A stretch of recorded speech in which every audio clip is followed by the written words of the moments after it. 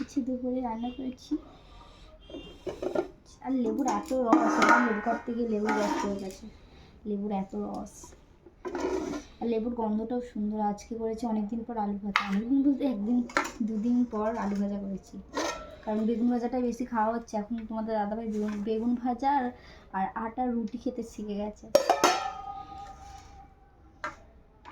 তোমাদের দাদাভাই ময়দার রুটি খেত আর আর বেগুন ভাজা খেত না। বেগুন ভাজা করে আমরা মাখাতাম, কিন্তু এখন বেগুন শুধুই ভাজা খেতে শিখে গেছে।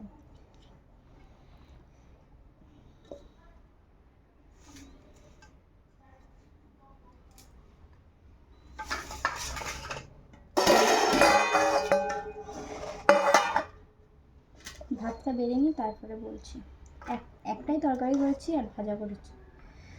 তোমার আগে ভাতটা বেড়ে নিই, হালকা গরম আছে ভাতটা। আর এখন বাজে 2:45 মতো, এখন খেতে বসে পড়েছি। রান্না হয়ে গেছে অনেকক্ষণ বলতে একটু আগে হয়েছে। তো জামা কাপড়গুলো উপরে দিতে গেছিলাম। আর এখানে রান্না করেছি আলু ভাজা। আর এখানে পাশের বাড়ি বাঙালি কাছে বাটি ছিল, সে মিষ্টি দিয়েছে। এখানে নুন, আর এখানে মাছ দিয়ে, ফুলকপি দিয়ে, ডাঁটা দিয়ে। যেহেতু আমরা ভাড়া বাড়িতে থাকি, তার জন্য সব কিছু মেনটেন করে আমাদের ভিডিও করতে হয়। অনেক আওয়াজ হয়, আর আওয়াজ হলে ভিডিও করা ভালো লাগবে না করতে, কিছু শোনাই যাবে না। তো কি রান্না করেছি দেখো, ফুলকপি দিয়ে ডাঁটা এনেছিল, একটা ডাঁটা, 3টে ডাঁটা এনেছিল, একটা ডাঁটা দিয়েছি। আর পেঁয়াজ কলি দিয়ে, সিম দিয়ে, মাছ দিয়ে ঝোল, মানে মাখো মাখো একটু তরকারি করেছি, ঝোল নয়। আর মাছগুলো এতই নরম, জ্যান্ত মাছ, জ্যান্ত রুই তো। এই দেখো মাছের পিসটা দেখো এত বড়। আর আজকে দুপুরের এই মেনু।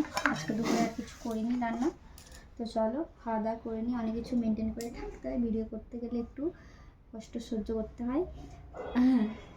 একটু অফ করা ছিল যেহেতু অনেক আওয়াজ হচ্ছিলো বাইকের, তার জন্য। তো চলো খাওয়া দাওয়া করে নিই। আর তোমরা কি দুপুরে লাঞ্চ করলে অবশ্যই জানিও। টাটা।